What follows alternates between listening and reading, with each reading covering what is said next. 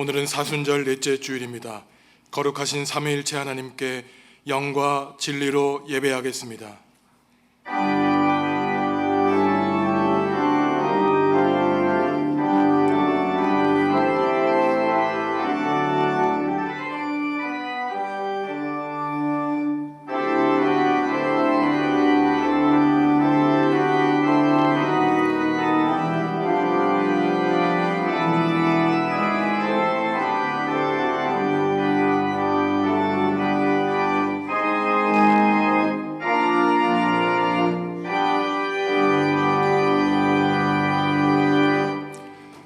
하나님, 죄악 중에서 영원히 죽을 수밖에 없는 우리를 구원하여 주신 은혜에 감사를 드립니다. 사순절 기간 성령님의 감동으로 주님의 섭리를 깨닫게 하시고 우리 심령에 구원의 감격이 넘쳐나게 하옵소서. 영과 진리로 예배하는 이 시간 골고다 언덕 구속의 십자가만 보이게 하옵소서. 우리 위에 고난당하신 예수님의 이름으로 기원하옵나이다. 아멘. 하늘에 계신 우리 아버지, 아버지의 이름을 거룩하게 하시며 아버지의 나라가 오게 하시며 아버지의 뜻이 하늘에서와 같이 땅에서도 이루어지게 하소서. 오늘 우리에게 일용할 양식을 주시고 우리가 우리에게 잘못한 사람을 용서하여 준 것 같이 우리 죄를 용서하여 주시고 우리를 시험에 빠지지 않게 하시고 악에서 구하소서. 나라와 권능과 영광이 영원히 아버지의 것입니다. 아멘.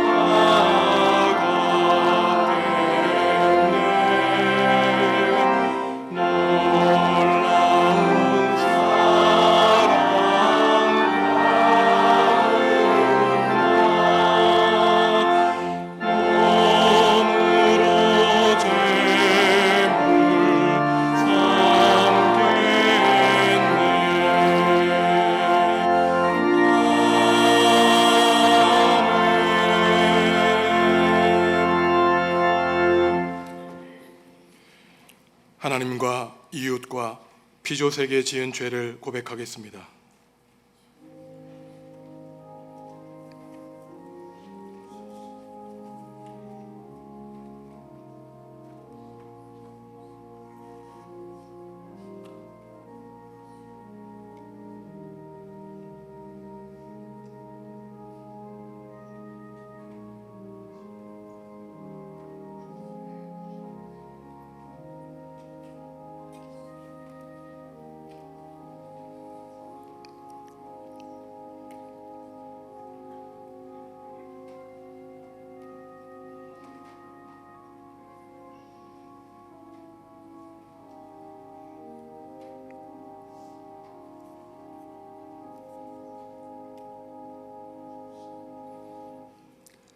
하나님이 우리에게 주시는 용서의 말씀입니다.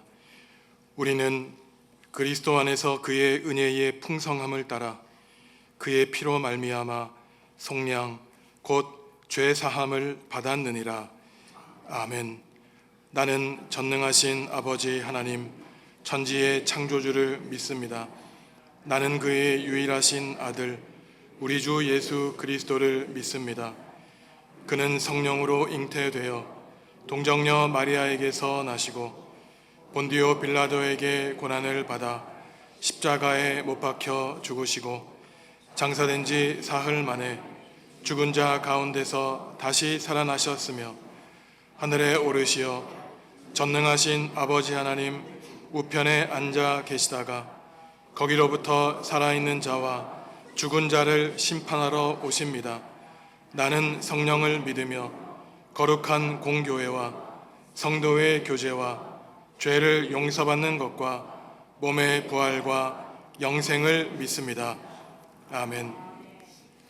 여호와를 자기 하나님으로 삼은 나라 곧 하나님의 기업으로 선택된 백성은 복이 있도다.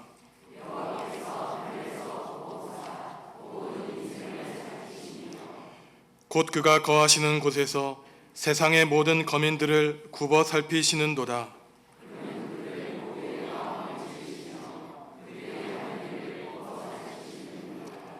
많은 군대로 구원 얻은 왕이 없으며 용사가 힘이 세어도 스스로 구원하지 못하는도다.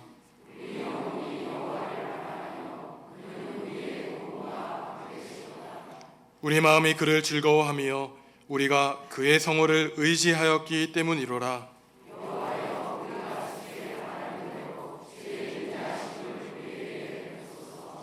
아멘.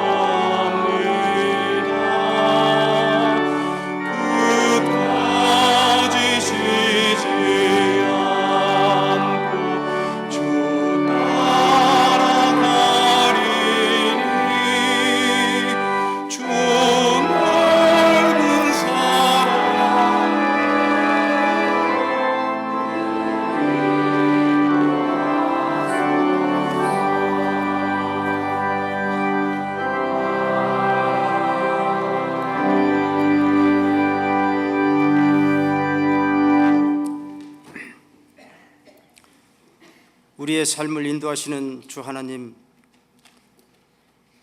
죄악된 삶으로 죽을 수밖에 없는 우리를 위하여 죽음으로 우리의 죄를 퇴속하셔서 우리를 구원하여 주시고 또한 부활하셔서 우리를 영생의 길로 인도하시는 주님, 지난 날들을 지켜주시고 함께 하심을 감사합니다. 부족하고 허물 많은 인간의 죄악된 삶을 고백하오니 용서하여 주시옵소서. 세상을 주관하시는 주님, 우리 민족이 남과 북으로 분단으로 인하여 우리 민족의 분열과 대립으로 남과 북이 대립하고 있습니다. 다시는 6.25 같은 전쟁이 이 땅에서 일어나지 않도록 주님 가차여 주시옵소서. 남과 북의 위정장들은 강대강으로 전쟁을 서슴없이 이야기하고 있습니다. 어떠한 경우에도 있어서는 안 될 이 땅의 전쟁은 정말 있어서는 안 될 것이라고 믿습니다. 이 땅에 우리 민족의 진정한 평화가 정착될 수 있도록 하나님 도와주시옵소서. 남과 북의 전쟁을 말하는 잘못된 이들이 이 땅에 있지 않도록 이끌어 주시옵소서. 우리 민족은 평화를 원합니다. 살펴주시옵소서. 또한 4월 10일 총선이 있습니다. 진정으로 우리 이 땅의 국민을 사랑하고 이 나라를 위하는 진정한 지도자들이 선택될 수 있도록 주님, 우리를 이끌어 주시옵소서. 우리의 삶을 인도하시는 주님, 원치 않는 병마와 고통에 있는 이들이 있습니다. 또한 여러 모습으로 어려운 이들이 있습니다. 이 모든 것들을 이길 수 있는 힘을 주시고 이들을 위로하여 주시옵소서. 이 시간 말씀을 전하는 목사님, 힘 주시고 능력 주셔서 말씀의 힘이 우리의 삶을 변화시킬 수 있게끔 함께하여 주시옵소서. 예배를 위해서 봉사하는 모든 분들과 하나님을 찬양하는 찬양대회에 축복하여 주시옵소서. 이 모든 말씀 예수님 받들어 기도드렸습니다.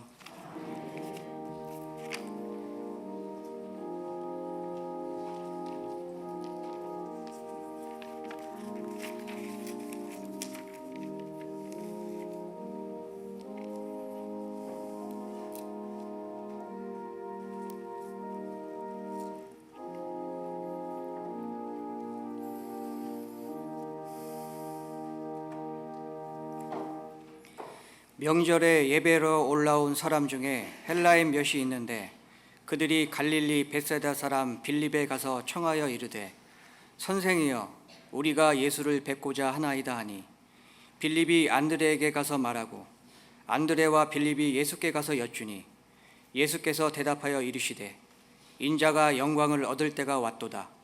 내가 진실로 진실로 너희에게 이르노니 한 알의 밀알이 땅에 떨어져 죽지 아니하면 한 알 그대로 있고 죽으면 많은 열매를 맺느니라. 자기의 생명을 사랑하는 자는 잃어버릴 것이요 이 세상에서 자기의 생명을 미워하는 자는 영생을 하도록 보존하리라. 사람이 나를 섬기려면 나를 따르라. 나 있는 곳에 나를 섬기는 자도 거기 있으리니 사람이 나를 섬기면 내 아버지께서 그를 귀히 여기시리라. 지금 내 마음이 괴로우니 무슨 말을 하리요. 아버지여 나를 구원하여 이 때를 면하게 하여 주옵소서. 그러나 내가 이를 위하여 이 때에 왔나이다. 아버지여 아버지의 이름을 영광스럽게 하옵소서 하시니 이에 하늘에서 소리가 나서 이르되 이미 내가 영광스럽게 하였고 또다시 영광스럽게 하리라 하시니 곁에 서서 들은 무리는 천둥이 울었다고도 하며 또 어떤 이들은 천사가 그에게 말하였다고도 하니 예수께서 대답하여 이르시되 이 소리가 난 것은 나를 위하여 난 것이 아니요 너희를 위한 것이니라. 이제 이 세상에 대한 심판이 이르렀으니 이 세상의 임금이 쫓겨나리라. 내가 땅에서 들리면 모든 사람을 내게로 이끌겠노라 하시니 이렇게 말씀하시면 자기가 어떠한 죽음으로 죽을 것을 보이심이러라. 아멘.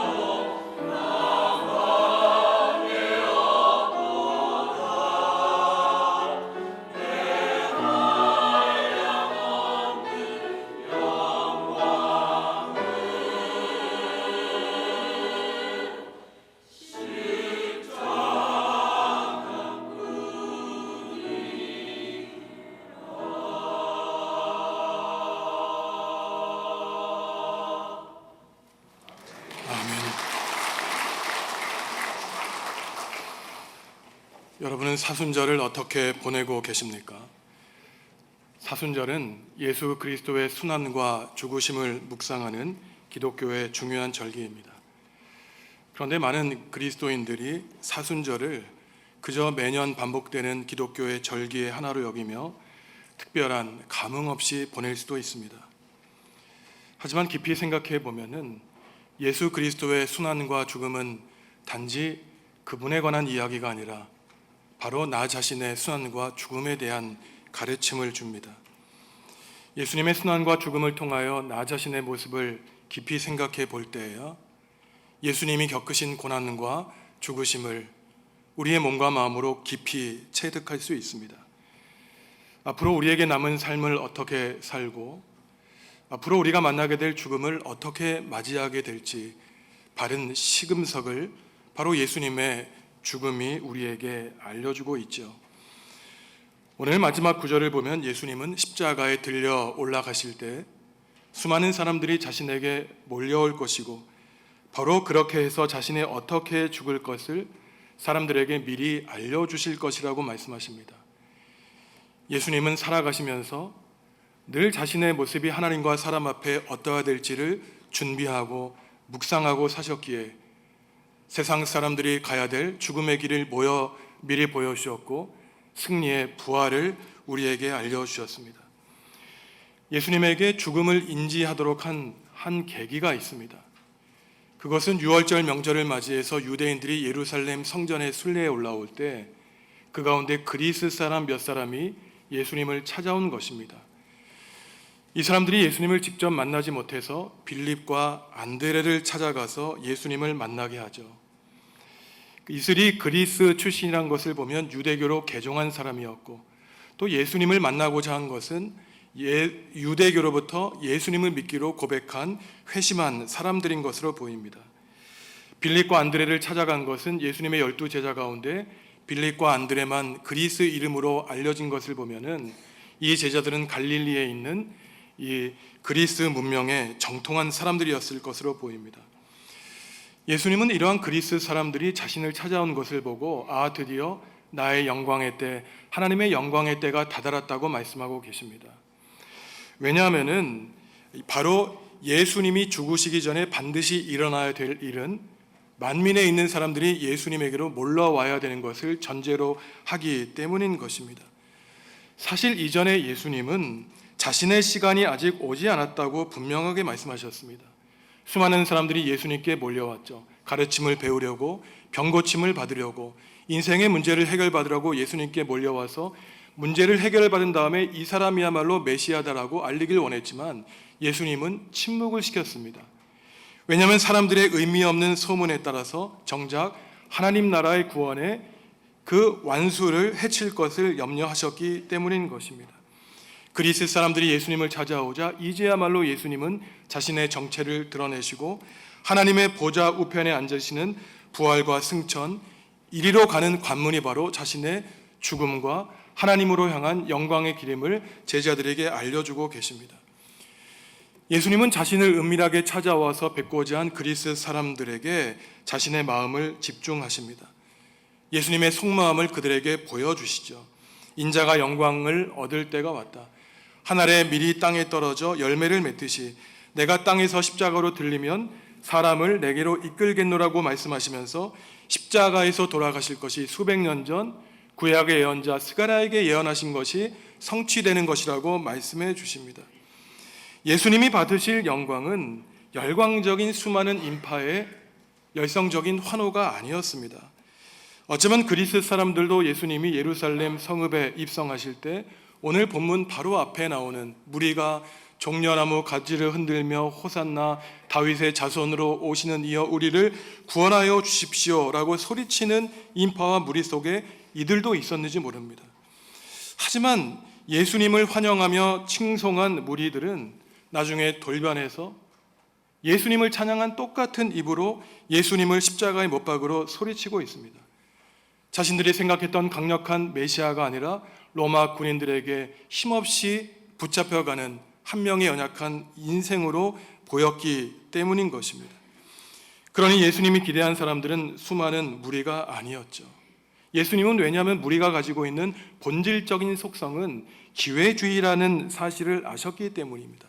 언제라도 상황이 바뀌고 언제나 무리들의 이해관계가 달라지면은 예수님을 찬양했더라도 예수님을 십자가에 못 박으라고 할 수 있는 것이 우리가 근본적으로 가지고 있는 속성임을 예수님은 아셨기 때문입니다. 그러니 여러분, 처음에 여러분을 만났을 때 간과 쓸개 다 빼어줄 것처럼 사랑한다고 고백할지라도 그 사람이 돌변해서 여러분을 힘들게 한다고 너무 이상하게 생각하지 마십시오. 속상하게 생각할 필요도 없어요. 그것이 바로 인간의 속성이기 때문입니다. 그 사람들을 욕하고 싶은 마음이 들 때 바로 그 사람에게서 나의 모습을 찾으면 되는 것입니다. 예수님은 바로 자신을 찾아온 그 무리 속 가운데 소수의 일꾼들, 그리스 사람들을 귀하게 여기셨습니다. 예수님의 말씀대로 예수님이 십자가에 달려 돌아가실 때 만민을 구원하실 것이라는 하나님의 뜻이 이루어질 것을 바로 그 사람들을 통해 확인하셨기 때문이죠. 바로 그리스 사람들이 예수님을 찾아오는 이러한 배경 가운데 예수님은 자신의 죽음의 의미와 목적을 제자들에게 분명하게 알려주고 계십니다. 24절과 25절 말씀 함께 읽습니다. 내가 진실로 진실로 너희에게 이르노니 한 알의 밀이 땅에 떨어져 죽지 아니하면 한 알 그대로 있고 죽으면 많은 열매를 맺느니라. 자기의 생명을 사랑하는 자는 잃어버릴 것이요 이 세상에서 자기의 생명을 미워하는 자는 영생하도록 보전하리라. 아멘. 씨앗은 땅 속에 떨어져서 죽고 썩어 없어져야 된다는 것입니다. 그래야만 이 씨앗이 씨앗을 품고 있는 줄기를 튼튼하게 낼 것이고 그 줄기가 또 수많은 씨앗을 내게 될 것이라는 것이에요. 새로운 삶은 옛 삶이 완전히 죽어야만 가능한 것입니다. 희생 없이 새 생명과 새 창조가 이루어질 수 없는 것이죠. 이 하늘의 씨를 통해서 예수님은 자신의 죽음에 대해서 말씀하고 있습니다. 모든 존재는 살아가며 누군가의 희생 이후에 존재하게 되었죠. 우리 모두 예수님의 뱃속에 10개월 동안 있었습니다. 태어났고 예수님을 통해서 그 믿음을 가진 우리의 부모님들이 우리를 위해 기도해 주셨어요. 기저귀를 갈아 주셨고 숟가락을 떠서 우리에게 먹을 양식을 넣어 주셨습니다. 우리가 자라나고 또 자식을 낳고 우리가 희생해서 우리의 자녀들이 자라나게 된 것이죠. 예수님 바로 이러한 제자들을 찾으셨습니다. 땅속에 들어가 썩어 죽어 없어지는 희생하고 헌신하는 제자들을 통해서 하나님은 구원의 역사를 일구어 가실 것을 예수님은 기대하셨죠. 하지만 이 시간 우리는 분명하게 기억해야 됩니다. 열매 맺고 싹을 틔우시는 분은 오직 하나님이시라는 거예요. 우리가 해야 될 일은 땅속에 떨어져 죽어야 되는 것입니다.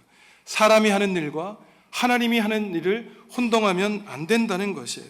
내가 할 일은 하지 않은 채 하나님이 하실 일을 기대하고 또 하나님의 일을 차지하여 그분의 자리를 차지하는 것은 온전한 일이 아닌 것이죠. 하나님의 일이 땅에 떨어져 죽어야 한다는 가르침은 우리에게 생과 사에 대한 분명한 가르침을 줍니다. 죽음 앞에서 자기 반성을 통해 회개하고 회심할 때 그동안 내가 가지고 있었던 인생관과 세계관이 완전히 바뀌게 되는 것이에요. 그리고 우리 자신에게 질문하게 됩니다. 나는 다른 사람에게 어떠한 존재였는가? 나는 내 자녀들에게 어떠한 아빠, 엄마였는가? 그리고 더 중요한 질문이 있습니다. 지금 나는 하나님 앞에 어떠한 존재인가? 많은 사람들이 진정한 거듭남과 회심은 어떠한 신비한 종교 체험을 하는 것으로 알고 있습니다. 방언을 하고 환상을 보는 것이 마치 대단한 신비 체험으로 알고 있지만 이거는 가장 낮은 차원의 신비 체험이에요. 거듭남이라고 하는 것은 인생관이 바뀌는 것입니다. 그동안 자기중심적이고 이기적인 나로부터 해방되는 것이에요. 많은 사람들이 구원조차 획득하고 얻는 것으로 생각하지만 구원은 소유가 아닙니다. 구원은 소유가 아니라 존재의 변화인 것이에요. 내가 과거에 어떠한 사람이었던가에서 떠나 이제는 나 자신의 존재가 하나님 앞으로 하나님의 거룩한 백성으로 변화되는 것입니다. 이 사실을 이해해야만 우리는 예수님이 말씀하신 것, 사람이 자기의 목숨을 살리려고 하면 잃어버릴 것이요 자기 목숨을 미워해야만 영생을 보존하도록 하게 될 것이라는 말씀을 깊이 깨달아 알 수 있습니다. 자기를 사랑한다는 것은 자기 자신에 대한 사랑과 집착에 빠져 있다는 것이에요. 세상적이고 현실적이고 육체적인 만족을 추구하며 살아가는 것입니다. 이러한 사람들은 당연히 한 알의 씨앗으로서의 자신의 인생이 땅에 떨어져 죽을 만한 가치도 찾지 못하고 용기도 얻지 못하죠. 이러한 사람들은 늘 자기 자신만의 울타리 안에 갇혀 넓은 세상을 바라보지 못합니다. 풍성한 다른 생명을 낳을 수가 없는 것이죠. 반면에 자신의 생명을 미워하는 것은 죽으라는 말이 아니에요. 생명을 경시하라는 말이 아닙니다. 더 귀한 생명, 영생을 위해서 사소한 우리의 소욕과 생명을 이것보다 덜 사랑하라는 것이에요. 이기적인 자기 사랑과 자기 집착을 버리는 것입니다. 씨앗이 땅에 떨어져 죽어 없어져야만 되는 것이죠. 아버지가 예수님을 영광스럽게 하신 것처럼 바로 예수님을 위해 자신의 목숨을 버리고 예수님을 섬기는 사람들을 하나님은 26절에서 높여주시고 그들을 귀하게 여겨주실 것이라고 말씀하고 계십니다. 서양 연극에 영어로 Only 15 Minutes라고 하는 연극이 있습니다. 우리말로 단지 15분이라는 제목이에요. 이 연극의 주인공은 젊은 청년입니다. 이 이야기는 이것이에요. 이 사람이 박사 과정에 들어가서 박사 논문을 다 마치고 이제 학위원을 받게 되어 있습니다. 그런데 의사에게 진단을 받았는데 남은 생명이 15분밖에 남아있지 않다는 것이에요. 청천벽력과 같았죠. 장미꽃과 같은 밝은 미래 앞에 15분 뒤에 죽는다니 너무나 이 마음이 괴로움으로 가득 찼습니다. 놀라운 소식이 들리죠. 자신의 삼촌이 있었는데 유일한 후손이 자신이기 때문에 억만장자인 그 재산을 물려받게 된다는 것입니다. 그런데 15분밖에 삶이 안 남았는데 그 수많은 재산이, 그 유산이 무슨 의미가 있겠습니까? 그러면서 5분이 흘렀어요. 그 다음에 또 놀라운 소식이 들립니다. 자신이 쓴 논문이 최고 논문상을 받게 되었다는 것이에요. 하지만 죽음 앞에 학식과 박사학위가 무슨 소용이 있겠습니까?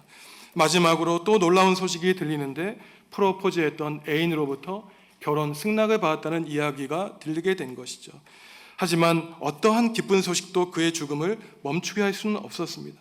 정해진 15분, 단지 15분의 시간이 다 흘러보내고 그는 죽게 되었다는 것이에요. 이 연극은 우리에게 과연 세상 사람들이 무엇을 위해 살고 무엇을 위해 죽는가에 대한 메시지를 주는 연극입니다. 우리들에게 과연 얼마나 긴 인생의 시간이 남았을까요? 그리고 그 남은 시간 동안 우리는 무엇을 하고 살고 그 무엇을 행한 다 끝난 다음에 우리는 어떠한 사람으로 기억되겠습니까? 예수님은 한 알의 미래에 대한 가르침을 주셨습니다.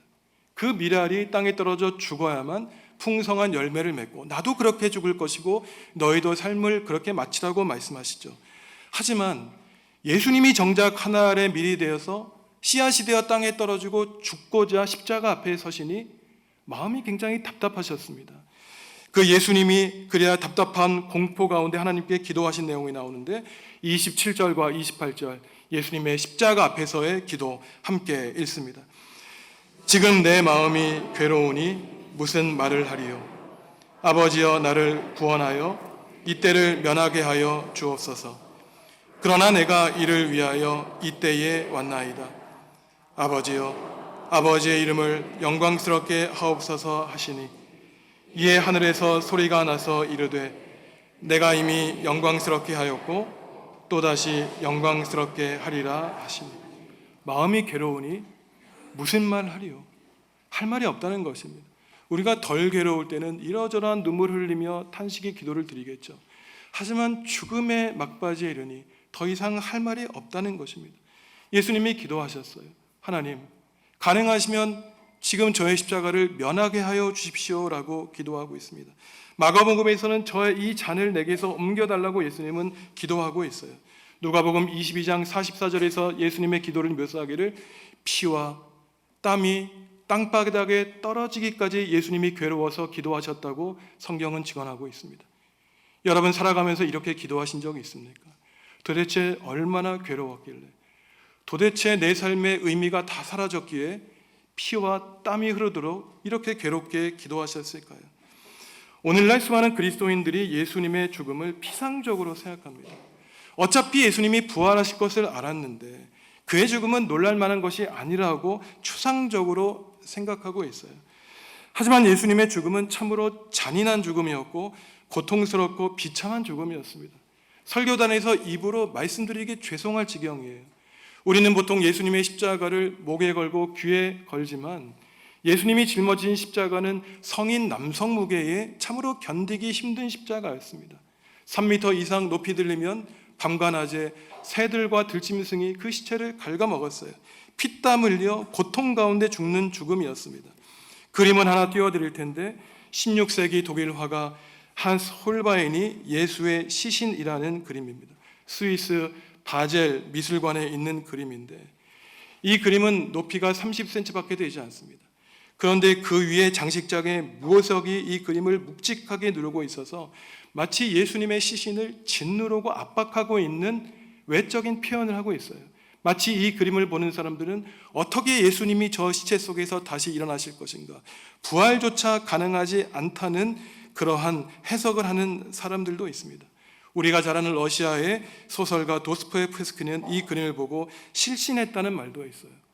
프랑스의 철학자 줄리아 크리스테바는 예수님이 만약 자신이 죽은 다음에 시신을 자기의 눈으로 보면은 십자가의 죽음을 감당하지 못했을 것이다 라고 해석하고 있습니다. 예수님의 죽음은 잔인한 죽음이었어요. 진짜 죽음이었습니다. 그러니 예수님도 자신이 경험하지 못하신 그 십자가 앞에 아무리 수많은 시간 유대인들에게 고난을 당하셔도 그 고난과 비교되지 않는 마지막 십자가 앞에 예수님은 피땀을 흘리시며 기도하셨던 것입니다. 예수님에게도 어려운 일이었어요. 면해달라고 기도하셨습니다. 하지만 예수님이 고통 가운데 이 십자가 가운데 자신의 뜻을 굴복시키고자 하신 계기가 된 또 하나의 기도가 있습니다. 그것은 우리가 읽은 두 번째 기도인데 아버지의 영광을 받아주십시오라고 하는 기도였어요. 다른 복음서에서는 아버지의 뜻을 이루어 주십시오라고 예수님을 기도했습니다. 역설적이죠. 하나님 영광 받아주십시오, 아버지의 뜻을 이루어 주십시오라고 기도했는데 하나님의 대답은 그를 십자가에서 내려주신 것이 아니라 십자가에서 처절하게 죽도록 만든 것입니다. 그러니 때로는 하나님의 영광, 하나님의 뜻을 이루는 것은 우리의 삶의 고통과 고난, 십자가 자체가 하나님께 영광이 될 수 있다는 것입니다. 이것이 우리 인생에 어떠한 가르침을 줍니까? 실패, 두려워하지 말라는 것이, 십자가의 죽음, 아무것도 아니라는 것입니다. 오직 예수님은 사람의 눈에 보이는 실패를 두려워하지 않으셨고 하나님께만 시선을 주셨기 때문에 하나님 영광을 이루어 주십시오, 저의 죽음을 통해 아버지의 뜻을 이루어 주십시오라고 기도하셨던 것입니다. 예수님의 희생과 헌신으로 십자가에 돌아가셔서 우리가 죽어 마땅한데 우리가 감히 주님 앞에 나와 예배할 수 있게 된 것이죠.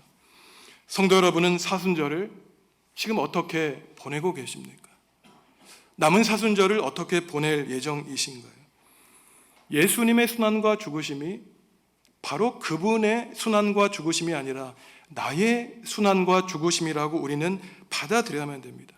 이 사실을 깨달아야만 우리는 우리 삶에 놓여져 있는 십자가와 고난을 이겨내고 주님이 부활하셨듯이 우리도 영생을 얻고 부활하고 승리할 수 있는 것이에요. 하나님, 이 고통을 면하게 하여 주십시오. 십자가를 피하게 하여 주십시오. 고통의 자리에서 도망치게 하여 주십시오. 때로는 비겁하게 나약하게 도망치고 싶은 마음이 있지만 예수님이 기도하신 것처럼 아버지의 영광 이루어 주십시오, 저의 고통을 통해서 하나님의 뜻을 이루어 주십시오 기도할 때 우리 또한 두려움과 공포에 가득한 죽음이 아니라 죽음을 통해서도 아버지신 하나님의 뜻을 이루어드리는, 영광을 올려드리는 하나님의 뜻을 이루는 주님의 자녀가 될 수 있는 것입니다. 그러니 우리의 인생의 마지막 날, 우리가 마지막으로 하나님께 기도해야 되는 것은 하나님 영광 받아 주십시오, 아버지의 뜻을 이루어 주시니 감사합니다 라고 하는 감사와 고백의 기도가 우리 삶의 마지막 고백이 돼야 되는 것이죠. 성도 여러분, 사순절을 보내며 한 알의 씨앗으로 이 땅에 보내주신 여러분의 삶을 땅속에 가감히 묻으시고 묵묵히 조용히 썩어 없어지시기 바랍니다. 바로 그때 우리의 희생과 헌신과 죽음으로 이 땅에, 어두운 땅에 빛이 비추이게 되고 더 많은 생명의 열매가 맺게 될 것입니다. 혹시나 지금까지 나만을 위한 인생을 최선을 다해 살았다면 이제는 회심하고 회개하시기 바랍니다. 이것이 바로 한 알의 미리 씨앗이 땅에 떨어져 새로운 열매를 맺는 과정인 것이에요. 지금까지 나와 가족만을 위해 살았다면 이제는 하나님 나라와 하나님의 영광을 위하여 살아간다면 이것이 바로 하나님의 자녀 예수 그리스도의 제자로서 살아야 될 인생의 길인 것이죠. 그때 하나님이 분명히 우리에게 말씀하여 주십니다. 내가 너를 존귀히 여기고 너를 높여주겠다. 사순절 넷째 주간을 보내는 이 시간 가운데 영광의 하나님이 성도 여러분과 함께 동행해 주시기를 주님의 이름으로 간절히 축원합니다. 하나님, 사순절 넷째 주일을 보내는 우리가 예루살렘에 입성하시는 예수님을 어떻게 대했는지 돌아봅니다. 종려나무 가지를 손에 흔들고 호산나 찬송하리로다 이스라엘의 왕이시여 라고 소리치는 무리 속에 묻혀 있지는 않은지 살펴봅니다. 그리고 예수를 십자가에 못 박으려고 외치고 있지 않은지 우리의 악한 마음을 살펴봅니다. 그러한 무리 속에서 십자가 죽음을 향해 홀로 묵묵히 나아가시며 아버지 하나님의 영광을 성취하시려고 하신 주님의 길, 땅에 떨어져 썩어 없어지기 바라진 헌신의 길과 하나님의 영광의 길, 우리도 주님과 함께 걷게 하여 주시옵소서. 예수님의 이름으로 기도합니다. 아멘.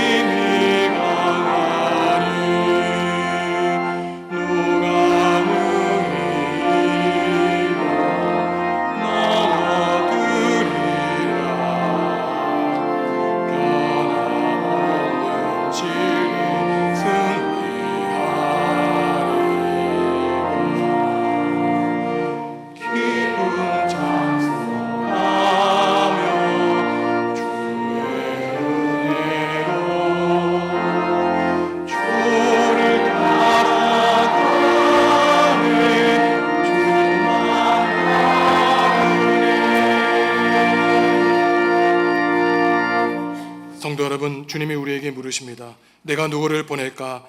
누가 우리를 대신하여 갈 것인가?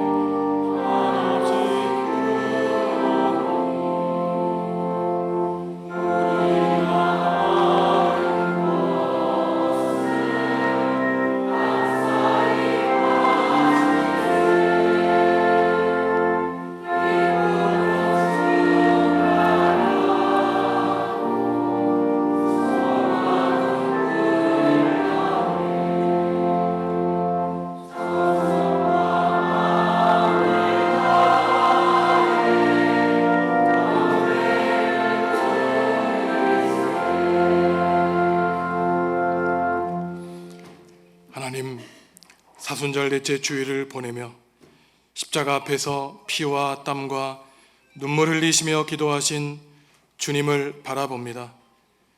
그 모든 고통이 우리를 위한 것이었음에 감사합니다. 주님의 순환과 죽으심을 묵상하는 사순절을 매년 보내면서도 때로 나와는 상관없는 사건으로 받아들였음을 고백합니다. 주님의 고통과 아픔 이해하지 못하고 우리의 주장만 앞세운 우리를 불쌍히 여겨 주시옵소서. 남은 삶 동안 주님의 참된 제자로 살기 원하오니 성령님, 우리를 찾아와 주셔서 능력 주시옵소서. 주님 앞에 나아올 때 우리의 기도와 간구도 가지고 나왔습니다. 연약한 인생의 삶을 아시는 주님이 건강의 문제와 가정의 문제, 경제적인 어려움과 삶의 고단함으로 탄식하며 기도하는 교우들의 기도를 들어주시기 원합니다. 세례 교육이 진행 중에 있고 상반기 소그룹 신앙훈련을 준비하고 있습니다. 옛사람을 벗어버리고 예수님을 그리스도로 고백하여 거룩한 새 사람을 입을 수 있도록 성령님 함께하여 주시옵소서. 신앙의 훈련 통하여 우리의 믿음이 그리스도의 장성한 분량에 이르기까지 자라게 하여 주시기를 원합니다. 이기영 집사님과 윤이쁜 집사님, 주어진 삶의 여정 동안 최선을 다해 살다가 하나님의 부르심을 받았습니다. 슬픔 가운데 있는 유가족이 천국의 위로를 받고 소망 가운데 살게 하여 주시옵소서. 아직도 주님을 모르는 가족들을 찾아가 주셔서 하나님의 자녀로 거듭나는 구원의 역사 일으켜 주옵소서. 주님께 마음과 뜻과 정성 다해 예물 드립니다. 순종 없는 제물을 기뻐하지 않으시는 주님께 주님을 향한 사랑을 담아 바칩니다. 여러 이유와 제목으로 드리는 손길 가운데 주님이 함께하여 주시고 우리의 일평생을 다하여 우리 위에 십자가를 지신 주님을 예배하고 경배할 때 하나님 영광받아 주옵소서. 예수님의 이름으로 기도합니다. 아멘.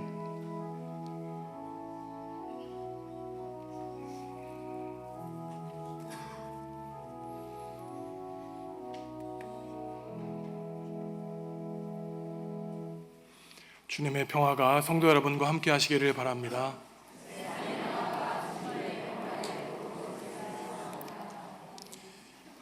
응급 상황에 대비하기 위해서 응급 의료 도구를 본당 유아실에 비치했습니다. 지난번 교육자들은 교육을 받았는데 혹시 예배 가운데 위급한 일이 생기면은 주위에 있는 교역자들 그리고 의료진에 봉사하는 분들을 찾아주시면 도움을 받을 수 있겠습니다. 8월 9일 금요일 밤에 출발해서 12월 12일 월요일 밤에 도착하는 제주도 전교인 수련회를 위한 신청서를 받고 있습니다. 신청서를 한 3주 안에 빨리 제출해 주셔야 우리가 정확한 인원을 파악할 수 있고 교통편, 숙소에 관한 예약을 잘 마무리할 수 있습니다. 은혜의 천국 잔치가 될 수 있도록 기도로 기대하며 준비해 주시기 바랍니다. 남선교회 연합 예배가 이번 주 수요일 수요 기도회 때 한 25년 동안 필리핀에서 선교 사역 감당하시다가 우리 교회 교역 목사님으로 사역하시는 김영순 목사님 모시고 예배를 드리도록 하겠습니다. 남선교회 사업을 위해 헌금하는 시간을 갖도록 하겠습니다. 17일부터 8주 동안 상반기 소그룹 신앙 훈련을 시작합니다. 신앙의 훈련을 받아서 예수 그리스도의 장성한 분량에 이르는 우리 성도님들 다 되시기를 바랍니다. 안수 집사님들 분기 회의가 예배 후에 겟세마네에서 있습니다. 하나님의 믿음의 길을 걸으시다가 이기영 집사님, 윤희분 집사님 지난 주 중에 하나님의 부르심을 받으셨습니다. 위로해 주시고 기도해 주시기 바랍니다. 일어나셔서 주님께 찬양하시겠습니다.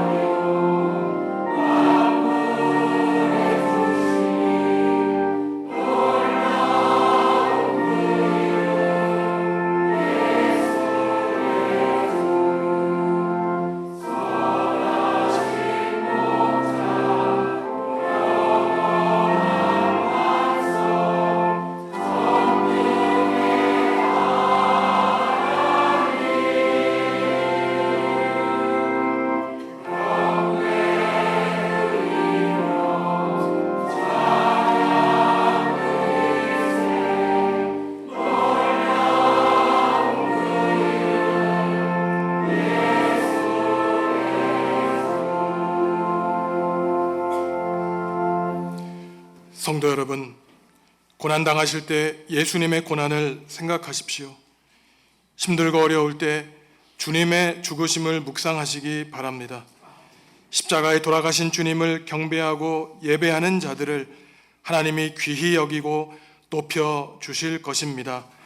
예수님의 은혜와 하나님의 사랑과 성령님의 사귐이 땅에 떨어져 죽고자 하는 한 알의 밀이 되어 삼위일체 하나님께 영광 올리며 살기로 다짐하는 성도들에게 지금부터 영원히 함께 하시기를 간절히 축원하옵나이다.